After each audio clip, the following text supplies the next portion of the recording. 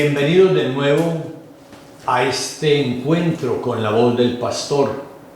Gracias por estar conectados de nuevo en esta mañana para esta reflexión que estamos realizando sobre el tema de las bienaventuranzas. Como hemos dicho, las bienaventuranzas son la carta magna del reino, la síntesis de la buena noticia, que nos permiten ver y valorarlo todo desde el único absoluto que es el reino de Dios y su justicia. Hemos dicho que las bienaventuranzas son un contenido totalmente cristológico. En ellas Jesucristo se ha retratado a sí mismo. Ha mostrado su perfil actitudinal, es decir, cuáles son las actitudes que lo han hecho a él, el hombre más pleno, más feliz, más realizado en la historia de la humanidad. Y hemos afirmado que las bienaventuranzas son el reconocimiento de la felicidad que hay en alguien. Es decir, cuando se dice a alguien que es bienaventurado, se está reconociendo que es portador de una felicidad. Y no de cualquier felicidad, ciertamente, sino de esa felicidad que brota realmente del amor de Dios experimentado en la propia vida, como fue el caso de lo que vivió Jesús a lo largo de toda la historia. Por eso decimos que el paradigma de la felicidad cristiana es Jesús mismo, es mirarlo a Él. Y decíamos que la clave precisamente de la vida de Jesús es que la felicidad no se puede buscar por sí misma, sino que es el resultado de una opción de vida, que es la consecuencia de vivir de tal manera que se encarnen las bienaventuranzas. Y por eso, como afirma el mismo Jesús en Mateo 10:39, el que quiere salvar la vida la pierde, el que la pierda por mí y por el Evangelio la encuentra. Sí, el que quiere salvar la vida, el que quiere poseer la vida en sí misma, la felicidad en sí misma, en realidad la felicidad se le escapa de la mano. Pero el que es capaz de salir de sí, de darse, siguiendo las huellas de Jesús, es el que de verdad se encuentra. Y hacíamos una cita de un conocido escritor que afirmaba: solo son los felices los que centran su interés en algo distinto de la propia felicidad, la mejora de la humanidad, por ejemplo, o la felicidad de los demás.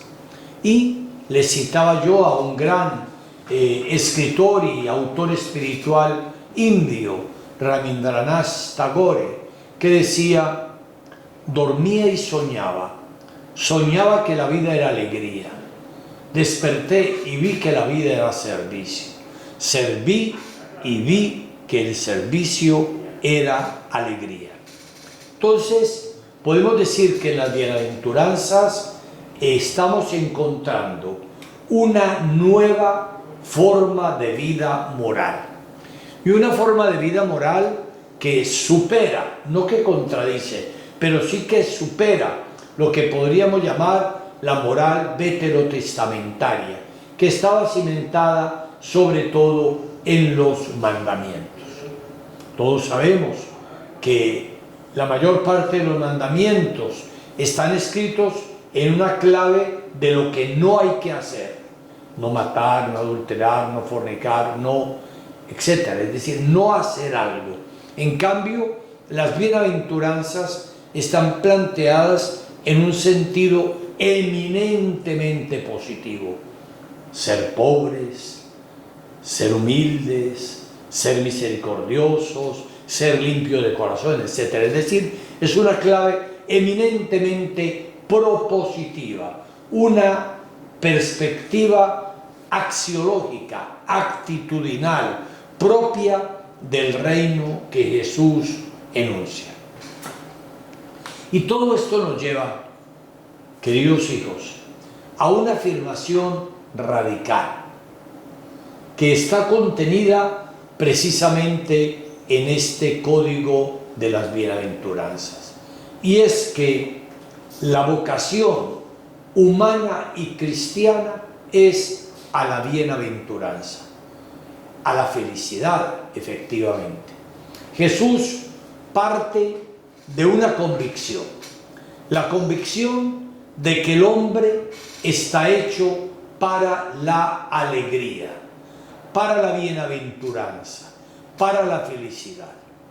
Así como hemos afirmado en otro momento que Dios, amor, creó al hombre por amor y para el amor, también tenemos que decir que la felicidad está íntimamente conectada con ese amor para el que Dios y por el que Dios creó al hombre.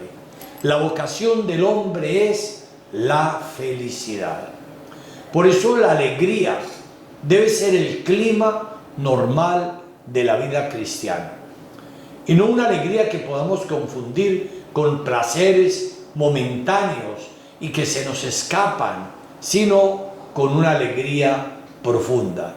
Sí, por algo la palabra evangelio es alegre noticia, buena noticia, gozosa noticia, porque es la liberación del pecado. Y el pecado es históricamente el padre de la tristeza. Si hay algo que sume al hombre en la tristeza, es el pecado que lo domina y que lo acaba. Todo el Nuevo Testamento está transido de esta convicción. De hecho, cuando el ángel Gabriel saluda a María en los albores del Nuevo Testamento, la saluda diciéndole: alégrate María, que es lo que nosotros expresamos cuando oramos diciendo: Dios te salve María. Esa afirmación, Dios te salve, es el equivalente a alégrate, llénate de alegría María. Así empieza el Nuevo Testamento, con una invitación que Dios, a través del ángel Gabriel, le hace a María a alegrarse, a llenarse de gozo. Y María también contagia de esa alegría que ya la inunda plenamente cuando visita a Isabel y a Juan Bautista, que Isabel llevaba en ese momento en su vientre. La proclamación precisamente de María cuando responde al saludo de Isabel es esta: se alegra mi espíritu en Dios mi Salvador. Es decir, María fue invitada a la alegría y ahora responde a Isabel reconociéndose llena de alegría. Se alegra mi espíritu en Dios mi Salvador. Y cuando nace Jesús, se dice que los ángeles se aparecieron a los pastores diciéndoles: les anuncio una gran alegría. Hoy en la ciudad de David ha nacido un Salvador, el Mesías, el Señor. Les anuncio una gran alegría. Es la misma expresión que el cardenal, representante de todos los cardenales, cuando eligen papa y él se asoma allá a la ventana de San Pedro y le anuncia a la humanidad con las mismas palabras de los coros de los ángeles de Belén: Nuncio vobis gaudio magno. Es decir, les anuncio una gran alegría. Y bueno, el cardenal dice: tenemos papa. La alegría para todo el pueblo católico. Pues bien, fue eso originalmente lo que los ángeles le dijeron también a los pastores. Una gran alegría, porque ha nacido un Salvador, el Mesías, el Señor. Y el Evangelio se cierra con la misma invitación. Cuando Jesús resucitado se aparece a los apóstoles, una de las expresiones más frecuentes es ese: alégrense, llénense de alegría. Obviamente en ese caso por la experiencia de la resurrección de Cristo el Señor. El Evangelio pues está todo él situado en una invitación a la alegría, a la felicidad. Por eso no se puede explicar un cristiano triste. Es una contradicción en sí misma. Alguien decía, un cristiano triste es un triste cristiano. Es decir, no merece tal nombre. Realmente la felicidad y la alegría es la característica que Dios quiere para todos los que hemos aceptado la redención de Cristo. Bueno, esa es la realidad. Pero decíamos ya también anteriormente que para buena parte de los hombres de hoy, la felicidad está relacionada con conseguir lo que les falta. Pero claro, la pregunta es, ¿qué es lo que de verdad nos falta? Para muchos hombres es conseguir más riquezas, o más poder, o más fama, o más placer, conseguir más. Pero ¿será eso verdaderamente lo que puede llenar de plenitud la vida del hombre? Ciertamente que no. No parece que la insatisfacción permanente del ser humano se deba a que le falta tal o cual cosa, tal o cual vacío en esa vida. Es algo más profundo.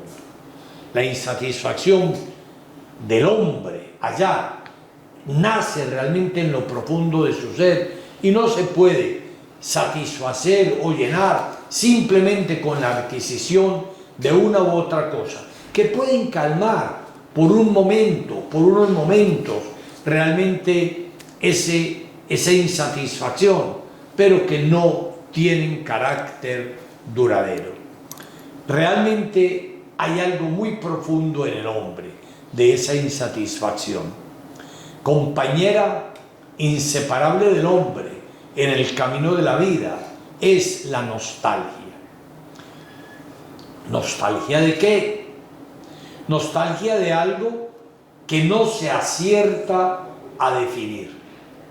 Insatisfacción que persiste aun cuando se alcanza lo que se anhelaba.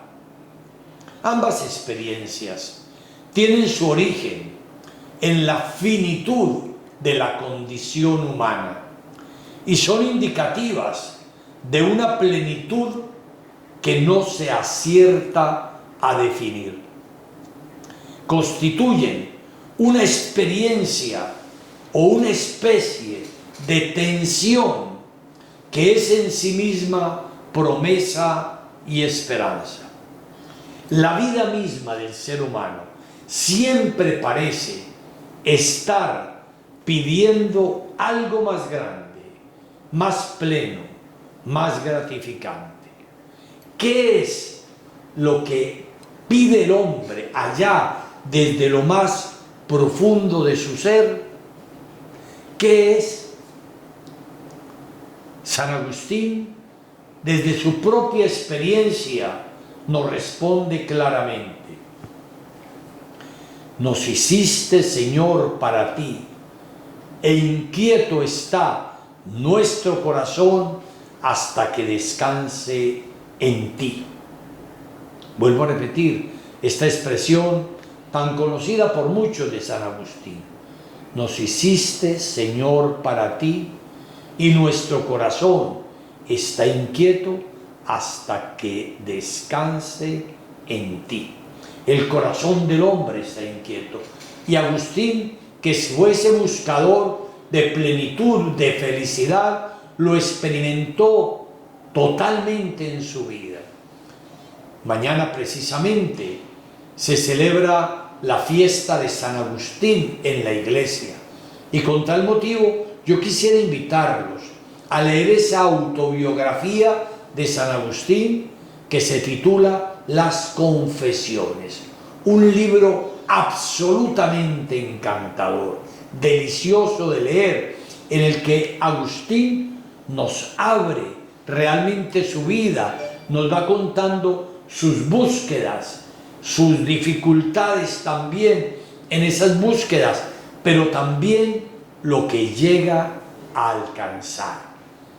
Cuando realmente alcanza y conoce a Dios, y qué es lo que le lleva a pronunciar esta afirmación: nos hiciste, Señor, para ti, y nuestro corazón estará inquieto hasta que descanse en ti. Solo el día que descansemos plenamente en el Señor, y ya luego vamos a hablar de todo lo que esto significa, podremos verdaderamente descansar de verdad. En este campo es donde podemos enmarcar mejor el aporte propio de la fe cristiana a la felicidad del ser humano. Lo primero que afirman las bienaventuranzas, que anuncian las bienaventuranzas, es que se puede alcanzar la felicidad. Es lo primero. La felicidad se puede alcanzar. O sea, no es una quimera, no es una vana ilusión, no, es una posibilidad real. Y el Evangelio nos hace la invitación a buscar correctamente lo que nos falta para poder ser felices. Y lo que nos falta no es precisamente dinero, bienestar, éxito o poder. No, no es eso lo que nos falta. Y sabemos tantas personas a las que quizá conocemos que abundan en eso: dinero, poder, éxito, etc. Pero sin embargo no son felices, no tienen la felicidad. Es cierto que muchas cosas de estas las necesitamos en la vida, pero no son ellas las que nos van a brindar la verdadera y la plena felicidad. Más aún, muchas de estas cosas, cuando se buscan ansiosamente, son las que terminan bloqueando, cerrando el camino hacia la verdadera felicidad. O sea, lo primero que constatamos es eso: la felicidad se puede alcanzar, es la vocación del hombre, pero a condición de buscarla verdaderamente por el camino donde se la pueda encontrar, donde se la pueda hallar. Pero además, las bienaventuranzas nos revelan también algo más, y es que la felicidad no es algo que podamos comprar. En realidad son un regalo de Dios. La felicidad es un maravilloso regalo de Dios para nosotros, sus hijos. Las personas buscan ciertamente lo imposible cuando andan tras la felicidad que están situando en cosas que están fuera de sí. No es el camino ciertamente correcto el que nos pueda verdaderamente llevar a alcanzar la felicidad. No. La felicidad, en último término, tiene su origen en Dios. Y lo que está en nuestras manos es acogerla como se acoge un regalo, experimentarla, disfrutarla. Lo que la vida cristiana nos ofrece es la posibilidad de una felicidad real y consistente, basada en la experiencia de un Dios vivo, revelado en Jesucristo, que ofrece tres cosas fundamentales al ser humano precisamente para alcanzar la felicidad. La fe cristiana le ofrece en primer lugar al hombre sentido para enfrentar la existencia. Mucha atención, sentido. El cristianismo es una oferta de sentido. El hombre anda en busca de sentido. ¿Y qué quiere decir sentido? Saber uno por qué y para qué vive. Eso es el sentido.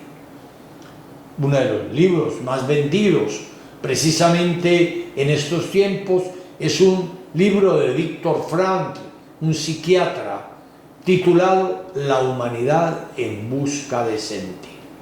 Ahí está la clave, en busca de sentido, es decir, de saber uno por qué y para qué vive. ¿Cuál es el sentido de la existencia? ¿Cuál es la razón de ser de esta existencia? Y esto nos lo ofrece la fe. La fe es la que nos da la respuesta fundamental al sentido de la vida del hombre, de por qué estamos aquí en la vida, de para qué estamos aquí en la vida, de cuál es el objetivo de la existencia, de que esto no es un absurdo, como decía precisamente ese filósofo existencialista francés, que decía: el hombre es un absurdo, es algo sin sentido. Y bueno, y cuando uno se sumerge en eso, en que esto no tiene sentido, obviamente se sumerge realmente en el absurdo.